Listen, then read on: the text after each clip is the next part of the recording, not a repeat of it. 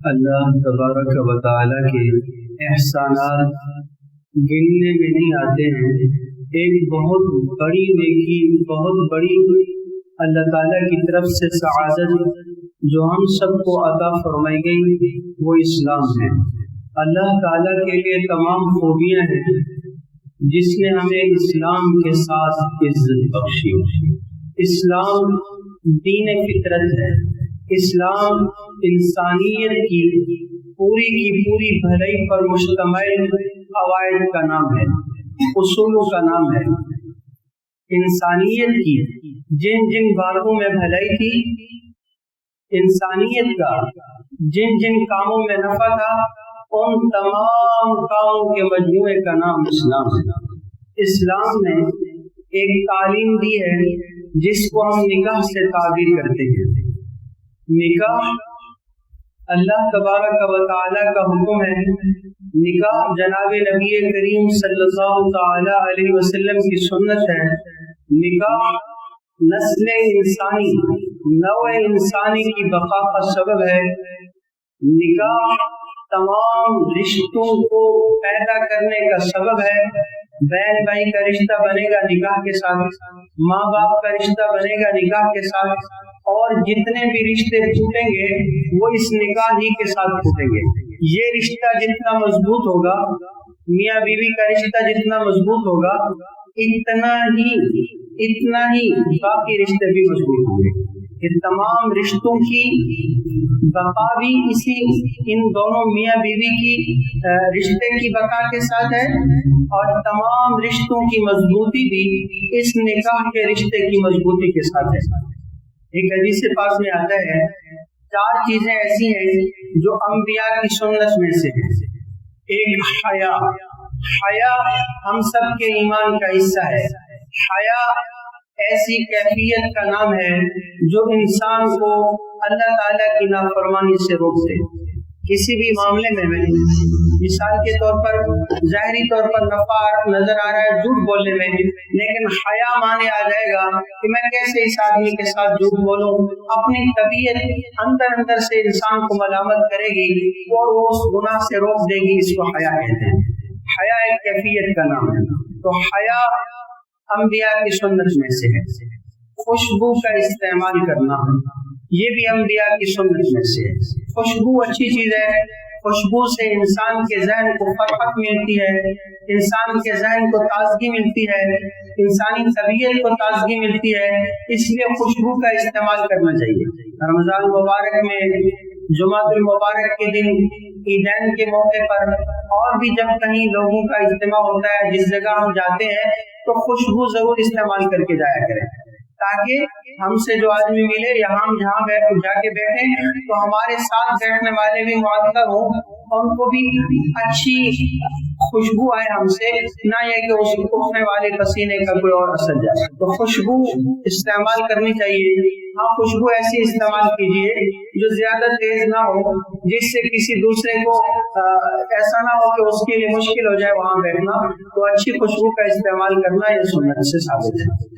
تیسری چیز فرمایا مسواک کرنا، یہ بھی انبیاء کی سنت میں سے ہے۔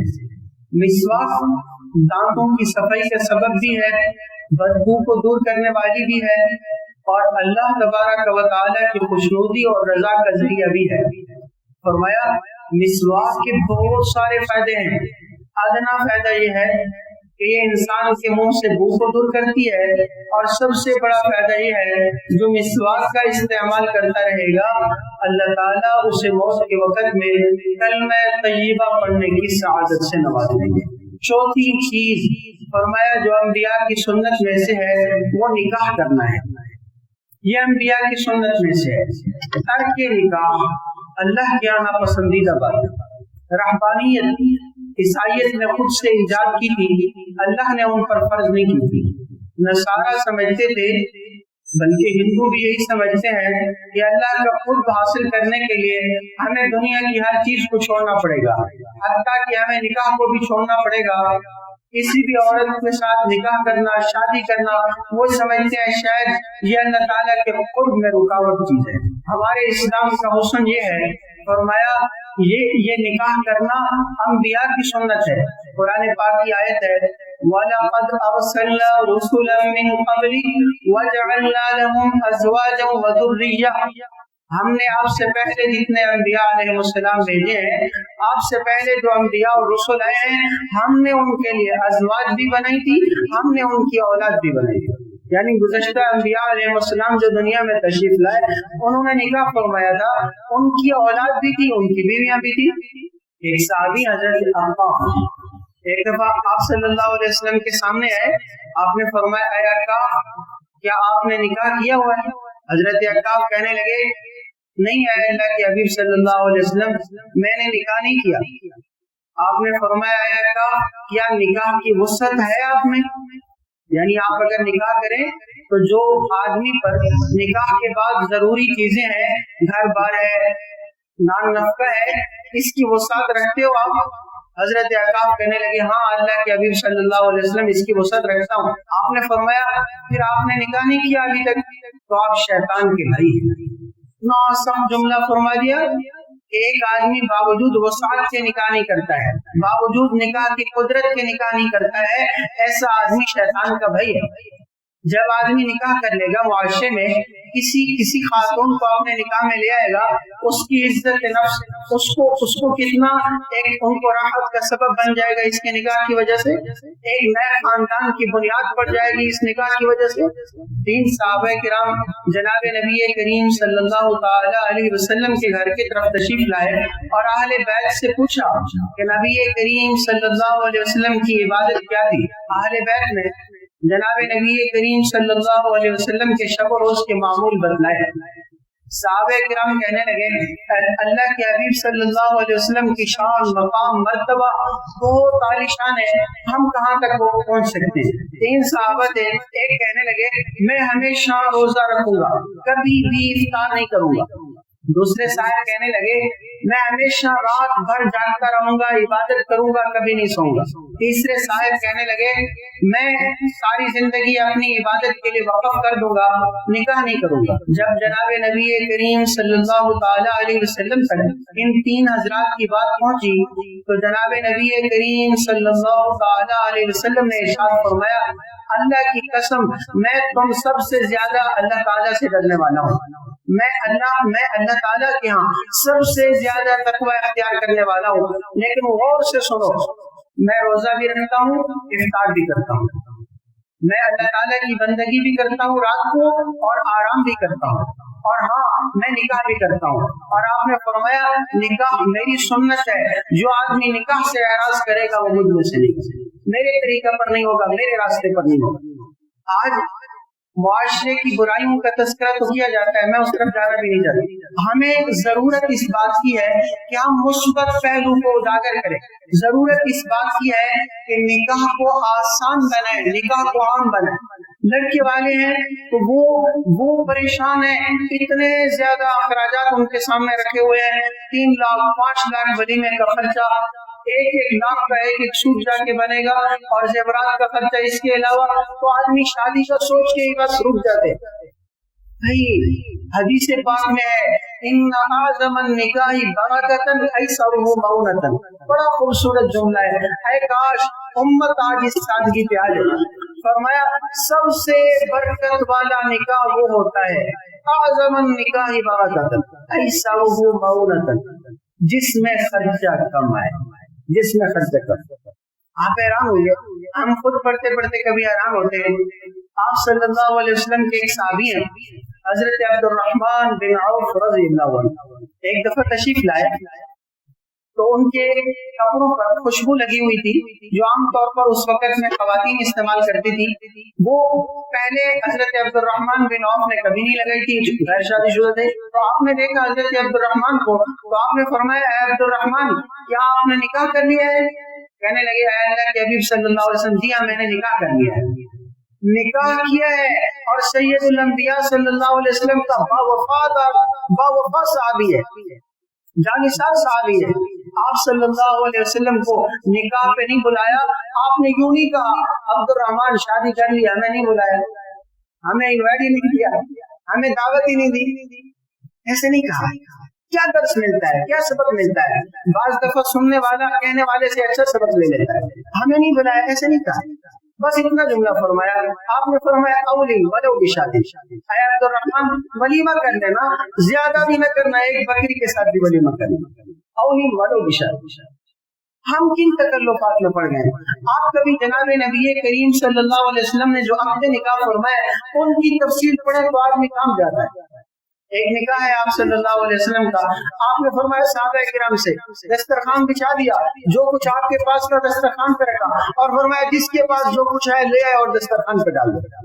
صحابہ کرام لاتے گئے, کسی کے پاس کھجور تھی, کسی کے پاس پنیر تھی, جو کچھ تھا سادگی کے ساتھ آ کے رکھا, سب نے مل بیٹھ کے کھایا اور فرمایا یہ ولیمہ ہے. یہ اسلام تو اتنا آسان ہے, میں کہتا ہوں جتنا نکاح آسان ہے اتنی کوئی عبادت آسانی نہیں. یہ عبادت ہے اور اسلام کی تعلیم ہے کہ بچہ بالغ ہو جائے, بچی بالغ ہو جائے, اور آپ کے پاس اگر وسائل ہے, وہ بچہ اس قدر ہے کہ وہ نکاح کے اخراجات یعنی شادی کے بعد کے اخراجات برداشت کر سکتا ہے, تو اس کا نکاح کرا دے, اس کا نکاح کرا دے. نسل انسانی کی بقا اسی میں ہے, دو خاندانوں کا ربط اس میں ہے, اور یہ نکاح کا رشتہ جتنا مضبوط ہوتا جائے گا اتنے سارے رشتے مضبوط ہو جائیں. حضرت علی رضی اللہ تعالیٰ عنہ کا ایک فرمان ہے اور وہ بہت عجیب ہے اور بہت سبق آموز. آپ فرمایا کرتے تھے 5 باتوں میں تعجیل کیا کرو, جلدی کیا کرو, عجلت کیا کرو. فرماتے تھے عجلوا بالصلاۃ قبل فوتها, نماز کے وقت کو ضائع کرنے سے پہلے نماز میں تعجیل کیا کرو, جلدی کیا کرو. ہم کیا کرتے ہیں, ہم کہتے ہیں باقی کام کر لیں, خیر ہے نماز بعد میں پڑھ لیں, نماز بعد میں پڑھ لیں. نماز کو اس کے وقت سے ٹال دینا یہ منافق کا فعل ہے, ایمان والے کا فعل نہیں. نماز کو حدیث پاک میں آتا ہے افضل الاعمال کیا ہے, سب سے بہترین اعمال میں سے سب سے افضل کیا ہے؟ فرمایا الصلاۃ علی وقتها, الصلاۃ علی وقتها, نماز کو اس کے وقت پر ادا کرنا, نماز کو اس کے وقت پر ادا کرنا. پہلے بھی اس پر بہت بات ہوتی رہی نماز کے حوالے سے. ایک اصول یاد رکھیں, قرآن پاک نے تاکید کے ساتھ بار بار نماز کہا ہے. کیوں؟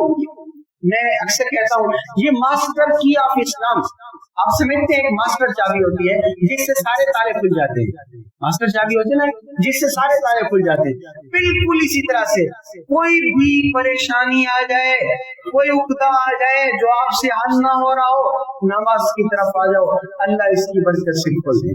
قرآن کیسے کہتا ہے یا ایھا الذین آمنوا استعینوا بالصبر والصلاۃ, اے اہل ایمان مدد چاہیے نا مجھ سے, تو مدد کا طریقہ ہے مجھ سے نماز, مجھ سے مدد لے لو نماز کے ساتھ, مسائل کا حل لے لو نماز کے ساتھ, مشکلات کا حل لے لو نماز کے ساتھ. جب نماز ضائع ہو جاتی ہے پھر پریشانی ہے, پھر مسائل کا سامنا ہے, عقدہ ہی حل ہوگا تو نماز کے ساتھ ہوگا. تو حضرت علی رضی اللہ تعالیٰ عنہ فرمایا کرتے تھے پہلی چیز جب نماز کا وقت ہو جائے تو نماز میں تعجیل کیا کرو, اللہ کے اس فریضے کو پورا کرنے کے لیے عجلت کیا کرو. اور فرماتے تھے جلدی کیا کرو توبہ موت سے پہلے. ہر آدمی کوئی انسان ایسا نہیں ہے جس سے خطا نہ ہو. انبیاء علیہ السلام برگزیدہ ہستیاں چھوڑ دے, ہم اپنے زمانے کے اعتبار سے بات, کوئی ہم میں سے ایسا نہیں ہے جو خطا کار نہ ہو. اب ضرورت کس بات کی ہے؟ موت سے پہلے اپنے رب سے اپنے گناہوں کی معافی مانگو. میں نے گزشتہ مضمونی مغفرت کے حوالے سے عرض کیا تھا, وہ شیخ سعدی رحمۃ اللہ علیہ دعا مانگا کرتے تھے من نگویم طاعتم بپذیر, من نگویم طاعتم بپذیر, اے اللہ میں یہ نہیں کہتا ہوں میری ساری نیکیاں تو قبول کرتا رہے, میں اتنا کہتا ہوں قلم عفو بر گناہم کش, اے اللہ ایک معافی کا قلم میرے گناہوں پر پھیر دے. یہ توبہ ہے. قرآن کہتا ہے یا ایھا الذین آمنوا توبوا الی اللہ توبۃ نصوحا, اے اہل ایمان والوں کو کہا تم اللہ تعالیٰ سے پکی اور سچی توبہ کرو. سورۃ النور 18ویں پارے میں ارشاد باری تعالیٰ وَتُوبُوا إِلَى اللَّهِ جَمِيعًا أَيُّهَا الْمُؤْمِنُونَ لَعَلَّكُمْ تُفْلِحُونَ, اے اہل ایمان تم سب کے سب اللہ کی طرف توبہ کرو تاکہ تم کامیاب ہو جاؤ. میری اور آپ کی کامیابی وابستہ ہے موت سے پہلے اللہ میں سچی توبہ کی توفیق نصیب فرمائے. حضرت علی رضی اللہ تعالیٰ عنہ فرمایا کرتے تھے کہ تم توبہ کرنے میں جلدی کیا کرو موت سے پہلے پہلے. تیسری بات وہ بھی ہمارے معاشرے کا ایک المیہ بن گیا. فرمایا جب کوئی انسان دنیا سے چلا جائے تو تم اس کے کفن اور تدفین میں جلدی کیا کرو. ایک آدمی دنیا سے چلا گیا ہے, رخصت ہو گیا ہے, تو تم اس کو اس کے خالق کے پاس, اس کے مالک کے پاس سپرد کرنے میں تاخیر مت کرو, تاخیر مت کرو. ایک روایت میں فرمایا آپ صلی اللہ علیہ وسلم نے, جب آدمی دنیا سے چلا گیا ہے اگر تو وہ نیک ہے تو کیوں تاخیر کر رہے ہو اس کو اس کے اچھے مقام تک سپرد کرنے میں, کیوں تاخیر کر رہے ہو اللہ کے اس نیک بندے کو اس کے بہترین مقام تک پہنچانے میں, تاخیر مت کرو. اور پھر فرمایا اللہ نہ کرے اگر یہ آدمی خطا کار تھا, گناہ گار تھا, اپنے سر پر کیوں ایک بوجھ رکھتے ہو گناہ والے کا, تو جلدی اسے اس کے اپنے ٹھکانے کی طرف سپرد کر دو. تو حضرت علی فرمایا کرتے تھے کہ تم جب کوئی آدمی دنیا سے چلا جائے اس کے تدفین میں سستی اور کاہلی مت دکھاؤ, تاخیر کا شکار مت ہو جاؤ, بلکہ جلدی اس کی اپنے مالک کی طرف اسے سپرد کر دو. چوتھی چیز قرض کی ادائیگی میں تاخیر نہ کرنا, قرض کی ادائیگی میں تاخیر نہ کرنا بہت اہم دنیا, بہت اہم دنیا. ایک حدیث پاک میں آتا ہے ایک صحابی ہے اور آ کر سوال کیا, اے اللہ کے حبیب صلی اللہ علیہ وسلم اگر میں میدان جنگ میں شہید ہو جاؤں اس حال میں کہ میں آگے بڑھنے والا تھا, پیچھے ہٹنے والا نہیں تھا, اور میں آیا تھا صرف اور صرف اپنے خالق کو راضی کرنے کے لیے, میدان جہاد میں آیا ہوں, میں نے اپنی جان پیش کر دی, اس سے بڑی کوئی باتیں نہیں رہتی, میں نے اپنی جان دے دی ہے, تو کیا میرے گناہ معاف ہو جائیں گے, کیا میرے گناہ معاف ہو جائیں گے؟ آپ نے ارشاد فرمایا یغفر للشہید کل شیء الا الدین. عجیب فرمایا اللہ تعالیٰ شہید کے سارے گناہوں کو معاف کر دیں گے الا الدین, مگر قرضہ نہیں معاف ہو.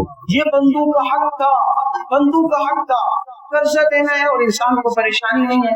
دین تو کہتے ہیں جو انسان کے اوپر بوجھ ہوتا ہے, سوار ہوتا ہے انسان پر, جو مقروض ہو اس کو تو نیند بھی نہیں آتی ہے میرے اوپر قرضہ ہے, اس حال میں اگر مر گیا تو میرا کیا بنے گا, کہ میرے سارے گناہ تو معاف ہو سکتے ہیں, قرضہ نہیں معاف ہوگا آپ کو لے بعد میں.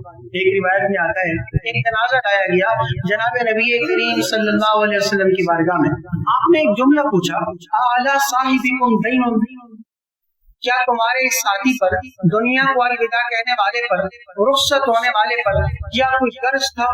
صحابہ کرام رضی اللہ تعالیٰ عرض کرنے لگے نعم یا رسول اللہ, ہاں اس نے قرض دینا تھا. آپ نے دوسرا سوال فرمایا ابھی ہی وفا, کیا اس مقروض نے, اس دنیا سے جانے والے نے اتنی رقم چھوڑی ہے جس سے اس کا قرض ادا کیا جا سکے؟ تو صحابہ نے بتایا لا, نہیں. آپ نے ارشاد فرمایا سلو علی صاحبکم, سلو علی صاحبکم. عجیب جملہ ہے. آپ نے فرمایا تم اپنے اس دوست کا جنازہ پڑھ لو. مطلب کیا ہے, میں محمد الرسول اللہ صلی اللہ علیہ وسلم اس کا جنازہ نہیں پڑھوں گا کہ اس نے قرض لیا, قرض کی ادائیگی کا اس نے انتظام نہیں کیا اور اس حال میں دنیا سے چلے. اس لیے حضرت علی فرمایا کرتے تھے کہ تم جلدی کیا کرو قرض کی ادائیگی میں, قرض کی تعجیل میں, قرض واپس کرنے میں سستی اور کاہلی مت دکھایا کرو. فرمایا جو من کانا یرید اداها ادى الله عنها, جو آدمی یہ نیت رکھتا ہے میں یہ قرض ادا کروں گا, اللہ ادائیگی کے اسباب پیدا کر دیتے ہیں. ومن کانا یرید اتلافا اتلفه الله علیہ, جس کی نیت یہ تھی بس کھا جانا ہے میں نے, اللہ اس کو توفیق بھی نہیں دیتے ہیں دینے. بہرحال ہم عرض کر رہے تھے کہ 5 چیزیں ایسی ہیں تو فرمایا جن میں تعجیل کرنا مستحب ہے. 5ویں چیز فرمایا بیٹے یا بیٹی کا مناسب رشتہ آ جائے, مناسب رشتہ آ جائے تو رشتہ اور نکاح کرنے میں تم تاخیر نہ کرنا, نکاح کرنے میں تاخیر نہ کرنا. آپ حیران ہوں گے قرآن کریم میں ایک قصہ بیان کیا گیا, اگر وقت نے اجازت دی تو میں تھوڑا سا انشاءاللہ آپ کو اس کا آگاہی دوں گی. حضرت موسیٰ علیہ السلام, یہ 20واں پارہ ہے امن خلق سورۃ قاسم میں کافایا انسان. حضرت موسیٰ علیہ السلام فرعون کے پاس سے مدین میں آئے. جب مدین میں آئے آپ اجنبی تھے, کوئی یہاں آپ کو جانتا نہیں تھا, اب جب وہاں آئے ولما ورد ماء مدین وجد علیہ امۃ من الناس یسقون، آپ نے دیکھا کہ کچھ لوگ ہیں جو اپنی بکریوں کو پانی پلا رہے ہیں، کنویں سے ڈول کھینچ رہے ہیں، لیکن ساتھ عجیب بات یہ دیکھی ووجد من دونہم امرأتین تذودان، دو لڑکیاں ہیں، بچیاں ہیں، وہ سائڈ پہ اپنے جانوروں کو روک کے رکھی ہوئی ہیں، وہ ادھر پانی پلانے کے لیے نہیں آ رہی ہیں۔ آپ نے فرمایا ما خطبکما، تمہارا ادھر کیا کام ہے؟ یہ تو مرد آتے ہیں پانی کھینچنے، پانی پلانے، ریوڑ لے کے، تم کیوں آئی ہو؟ تو وہ بچیاں کہنے لگی قالتا لا نسقی حتی یصدر الرعاء وابونا شیخ کبیر، ہم پانی نہیں پلا سکتی ہیں، ڈول نہیں کھینچ سکتی، ہم کمزور ہیں۔ ایک دوسری بات یہ کہ ہمارے والد ہیں شیخ کبیر، بہت بوڑھے ہیں، وہ آ نہیں سکتے ہیں بکریوں کے ساتھ، ریوڑ کے ساتھ، اس لیے ریوڑ کو ہم لے کر آتی ہیں۔ حضرت موسیٰ علیہ السلام تشریف لے گئے، کنویں سے خود ڈول کھینچا، ان بچیوں کو پانی پلا کے دیا، وہ جو عورتیں لڑکیاں آئی تھی ان کو پانی دیا، انہوں نے خوشی سے اپنے جانوروں کو پانی پلایا اور وہ واپس چلی گئی۔ وہ کون تھی؟ اس وقت کے پیغمبر حضرت شعیب علیہ السلام کی بیٹی ہے۔ حضرت شعیب علیہ السلام انبیاء میں وہ عظیم انسان ہے جن کی صرف بیٹیاں ہیں، بیٹے نہیں۔ اللہ کی مرضی ہے، جس کو چاہے بیٹے دے، جسے چاہے بیٹیاں دے، جسے چاہے بیٹے اور بیٹے دنیا دے دی، قرآن پاک کی آیت ہے۔ بہرحال جب یہ واپس گئی، حضرت شعیب علیہ السلام حیران ہوئے، متعجب ہوئے، کیا بات ہے بیٹا، آج جلدی کیوں واپس آ گئے؟ کیا بکریوں کو پانی نہیں ملا؟ کیا آپ نے آج پانی نہیں پلایا؟ تو وہ کہنے لگی ابا جان آج ایک عجیب ماجرا ہوا، ایک مسافر تھا، اجنبی تھا، پردیسی تھا، اس نے ہمارے ساتھ یہ احسان کیا، بھلائی کی، اس نے جلدی ہماری بکریوں کو پانی پلا دیا اور ہم پانی پلا کے واپس آئے۔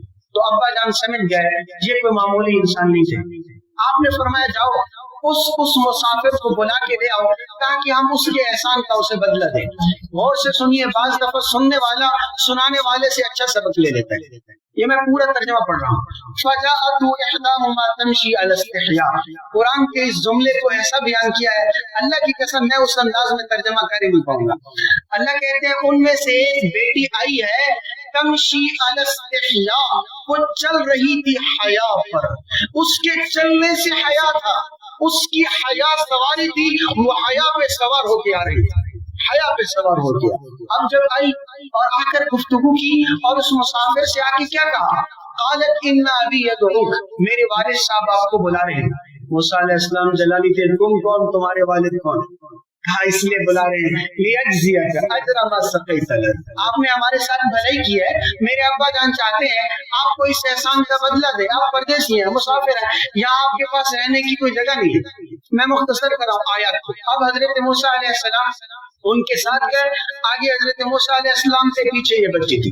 جب آپ گھر تشریف لے گئے، حضرت شعیب علیہ السلام سے ملاقات ہوئی، فلما جاءه وقص عليه القصص قال لا تخف نجوت من القوم الظالمين، آپ نے سارا قصہ بتایا، ایسے فرعون کی فوج میرا پیچھا کر رہی تھی، وہ مجھے قتل کرنا چاہتے تھے۔ شعیب علیہ السلام نے فرمایا گھبرائے نہیں، ظالم قوم سے آپ نے چھٹکارا پا لیا، یہ مدین کا علاقہ ہے، یا اللہ کا فضل ہے، میں اللہ کا پیغمبر ہوں اور لوگ ایمان والے ہیں، آپ کو پریشان نہیں۔ اچھا یہ آئے اور یہاں پر ان دو بیٹیوں میں سے ایک بیٹی نے عجیب جملے کہے، وہ میرے اور آپ کے لیے ایک دستور العمل ہے۔ لوگ پوچھتے ہیں رشتے کے حوالے سے، پریشان ہوتے ہیں رشتے کے حوالے سے، کون سا معیار ہے ہمارے پاس جس معیار کے مطابق ہم رشتے کریں؟ دو لفظ ہیں، اللہ کی قسم اتنے جامع ہیں کہ انسان حیران ہو جاتا ہے۔ قالت احداهما یا ابت استاجر، ابا جان انہیں اپنے پاس رکھ لیجیے، ان خیر من استاجرت القوی الامین، سبحان اللہ۔ فرمایا ابا جان جس سے آپ اپنے گھر میں رکھیں اس میں دو خوبیاں ہونی چاہیے، اس میں دو باتیں ہونی چاہیے، دو باتیں ہونی چاہیے، القوی الامین، پہلی اس میں صفت یہ ہونی چاہیے کہ جس کام کے لیے آپ اسے رکھ رہے ہیں وہ اس کام کی صلاحیت بھی رکھتا ہے کہ نہیں رکھتا ہے۔ القوی یہ اصول ہے، اپنے بچے کا بیٹی کا رشتہ دینا چاہ رہے ہیں تو آپ کسی ایسے آدمی کے سپرد کریں جو کوئی کام تو جانتا ہو، کچھ کرتا تو ہو، کسی اس میں صلاحیت تو ہو، کسی کام کے کرنے کا اس میں سلیقہ تو ہو۔ القوی یہ اس کے علاوہ بھی اصول ہے، آپ کسی کو ملازمت پر رکھنا چاہتے ہیں تو وہ جس کام کے لیے آپ اسے رکھنا چاہ رہے ہیں اس کام کے کرنے کی اس میں صلاحیت تو ہو۔ القوی دوسری اہم خوبی الامین، الامین اس میں امانت والا وصف بھی ہے کہ نہیں؟ امانت اپنی ذات کے اعتبار سے اللہ نے جو سے آزاد دیے تھے اس میں امانت رکھتا ہے، خیانت تو نہیں کرتا ہے۔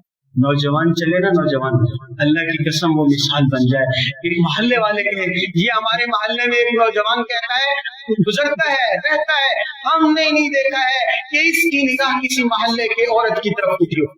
آپ چلے، آپ کے چلنا مثال بن جائے۔ نوجوان کی زندگی تو معاشرے کی عمدہ مثال ہونی چاہیے۔ الامین ہماری خوبی ہے، ہمارے پیغمبر امین تھے، ہمارا دین امین ہے، مسلمان امین ہوتا ہے، امین ہوتا ہے، مال میں خیانت نہیں کرتا ہے، جان میں خیانت نہیں کرتا ہے، عزت میں خیانت نہیں کرتا ہے۔ ہر حوالے سے میرا اور آپ کا ایک امتیازی وصف ہے الامین، الامین۔ یہ میں عرض کر رہا تھا نکاح کا قصہ۔ اب ابا جان سے بیٹی نے یہ گزارش کی، ابا جان دو باتیں ہونی چاہیے، دو خوبیاں ہونی چاہیے، القوی الامین۔ حضرت شعیب علیہ السلام بھی اللہ کے پیغمبر تھے، کہنے لگے قال انی اريد ان انكحك احدى ابنتي هاتين على ان تأجرني 8 حجج۔ اے کاش اس بات کو میں سمجھا ہوں۔ کہنے لگے میں چاہتا ہوں اپنی ان دو بیٹیوں میں سے ایک آپ کے ساتھ نکاح کر دوں، لیکن شرط یہ ہے کہ آپ نے میرے پاس 8 سال تک بکریاں چرانی ہیں۔ على ان تأجرني 8 حجج۔ آج سسر کو گالی دیتے ہیں، داماد سسر کے سامنے آ کے بولتا ہے، داماد سمجھتا ہے شاید یہ میرے گھر کا ملازم ہے، جو میرا کام آتا ہے وہ اس کے ساتھ پہ ڈال دو، یہ تو میرے سورے ہیں، جو مرضی کہتا چلا جائے، جو مرضی کہہ دو۔ کبھی بیٹی کے ساتھ اپنی بیوی کے ساتھ بات کرتے کرتے اس کے ابو کے بارے میں نازیبا الفاظ بول دیے، غور ہی نہیں کیا ہے، جس نے اپنے جگر کا ٹکڑا میرے سپرد کر دیا ہے، میں جو چاہتا ہوں کبھی اس کی ابو کی، کبھی اس کی امی کی، کبھی اس کے بھائیوں کے بارے میں جو چاہتا ہوں بول دیتا ہوں۔ اللہ کے پیغمبر ہیں حضرت شعیب علیہ السلام، اور حضرت موسیٰ علیہ السلام بھی اللہ کے پیغمبر ہیں۔ پیغمبر شرط رکھ رہا ہے دوسرے پیغمبر سے، نکاح کراؤں گا علی ان تأجرنی 8 حجج۔ آگے بھی نظام زندگی بھی بتانے والا ہے، اس صورت میں بہت اہم ہے۔ میں اس وقت میں آپ کے سامنے ایک بات رکھ رہا تھا کہ ہمیں اس وقت ضرورت کیا ہے، مناسب رشتہ آنے پہ رشتہ دینے میں تاخیر نہ کی جائے، رشتہ دینے میں تاخیر نہ کی جائے۔ اللہ تعالیٰ کی ہاں پسندیدہ بات ہے کہ نکاح کو عام کیا جائے۔ ایک جگہ خالق کائنات سورۃ النور میں فرماتے ہیں انکحوا الایام منکم، جو بھی بے نکاح مرد ہے یا عورت ہے تم ان کا نکاح کرو، ان کا نکاح کرو۔ یہ اولیاء کو خطاب ہے، ولی کو خطاب ہے، باپ کو خطاب ہے، بیٹا بیٹی اس کا نکاح کرو۔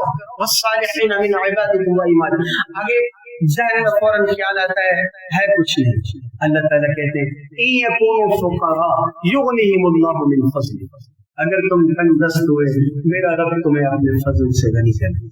اللہ تعالیٰ ہم سب کو صحیح سمجھنے کی توفیق دے۔ ایک چھوٹی سی گزارش ہے، حج کی ابھی درخواستیں جاری ہیں۔ حج اسلام کا اہم ترین رکن ہے، اہم ترین رکن ہے۔ ہمارے اسلام کی بنیاد 5 چیزوں پہ کھڑی ہے، عمارت 5 ستونوں پہ قائم ہے۔